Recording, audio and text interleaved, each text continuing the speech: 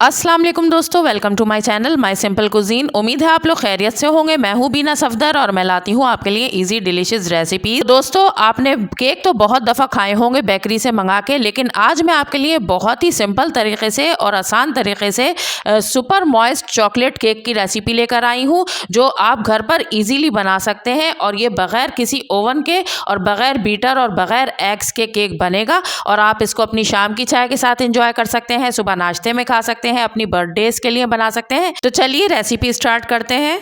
यहाँ पर मैंने एक 9 इंच का केक मोल्ड लेकर उसको हर तरफ से ऑयल से ग्रीस कर दिया है। अब इसकी बेस को और इसकी साइड्स को मैंने बेकिंग शीट से कवर कर दिया है।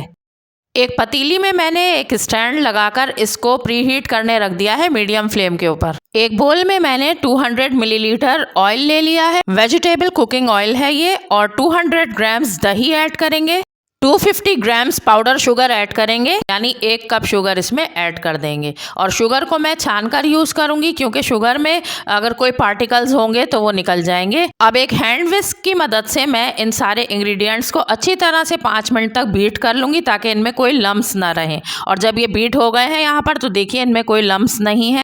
अब हम छलनी लगाकर इसमें लेवल करके 250 ग्राम्स मैंने मैदा ले लिया है, यानी 1 कप मैदा, और 4 tablespoon cocoa powder, 1 teaspoon baking powder, 1 teaspoon baking soda. अब इन सब चीज़ों को छानने के बाद मैं इनको बहुत अच्छी तरीके से 3-4 मिनट तक बीट कर लूँगी ताकि इनमें कोई लम्स ना रहे। और यहाँ पर मैंने इनको बहुत अच्छे से बीट कर लिया है। तो अब यहाँ मेरे पास 200 मिलीलीटर मिल्क है, ये मैं इसमें थोड़ा थोड़ा करके ऐड करूँगी और इसको मिक्स करती जाऊँगी। और यहाँ पर मैंने इसमें सारा मिल्क ऐड कर दिया है और इसको 3-4 मिनट और बीट कर लिया है।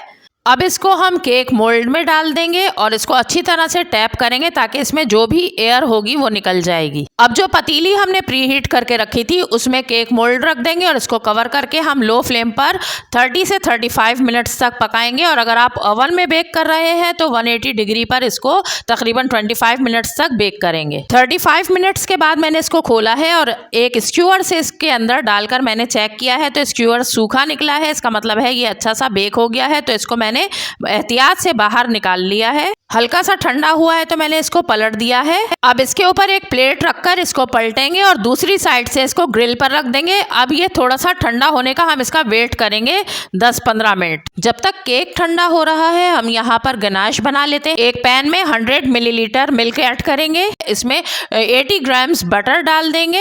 मीडियम फ्लेम पर बटर को हम इस मिल्क में मिक्स कर लेंगे अच्छी तरह से। और यहाँ पर ये मिक्स हो गया है तो अब मैं फ्लेम को ऑफ कर दूंगी। 200 ग्राम्स डार्क चॉकलेट है, ये इसमें ऐड करेंगे, इसको हम इसमें अच्छी तरह से मिक्स कर लेंगे। अभी फ्लेम को मैंने ऑफ किया हुआ है और यहाँ पर देखिए ये अच्छी सी मिक्स कर रही हूँ और गनाश हमारा मिक्स होने के बाद रेडी हो गया है। केक ठंडा हो गया है तो इसके किनारों पर जो हमने बटर पेपर लगाया था वो निकाल देंगे और इस ऊपर से जो किनारे हैं उनको हम एक नाइफ की मदद से लेवल कर लेंगे। और ये केक बहुत ही सॉफ्ट बना है और जो ऊपर से किनारों पे से केक निकला है उसको एक प्लेट में डाल देंगे। अब इस केक के ऊपर एक प्लेट रखकर उसको पलट देंगे और ऊपर जो हमने बटर पेपर लगाया था उसे भी रिमूव कर देंगे। केक को प्लेट में रखने के बाद मैं इसकी नीचे की साइड्स पर बटर पेपर लगा दूंगी ताकि जब मैं गनाश इस पर डालूं तो नीचे मैस ना हो। और अब इस पर गनाश डालकर मैं इसको स्पैचुला से हर तरफ स्प्रेड करूंगी और साइड्स में जो गनाश आएगा उसको भी मैं केक की साइड्स पर लगाकर हर तरफ से इसको नीट कर लूंगी। और जब ये लग जाएगा तो नीचे से मैं इसके बटर पेपर निकाल दूंगी। यहाँ मेरे पास 2 टेबलस्पून रोस्टेड पीनट्स हैं जिनको मैंने चॉप कर लिया है। अब मैं केक को इन पीनट्स से गार्निश कर लूंगी। बहुत ही मज़ेदार सॉफ्ट और मॉइस्ट केक हमारा बनकर रेडी हो गया है और ये बहुत ही मज़े का बनता है, इसलिए अब आपको बेकरी पर जाकर केक लेने की ज़रूरत नहीं है। घर पर ही बहुत आसान तरीके से ये केक घर पर बनाएं। और ये देखिए मैंने इसको कट किया है तो लुक वाइज भी और टेस्ट वाइज भी ये बेकरी के केक से 100% बेटर है। तो व्यूअर्स, आपने ज़रूर इसको बनाना है अपने घर पर और मुझे बताना है कि आपको ये रेसिपी आज की कैसी लगी। और अगर आपको रेसिपी अच्छी लगी है तो इसे एक लाइक दें, मेरे चैनल को सब्सक्राइब करें और इस वीडियो को अपने फ्रेंड्स और फैमिली में शेयर करें। तो चलिए फिर मिलते हैं किसी और अच्छी सी रेसिपी के साथ। तब तक के लिए अपना ख्याल रखें, मुझे दुआ में याद रखें। अल्लाह हाफिज़।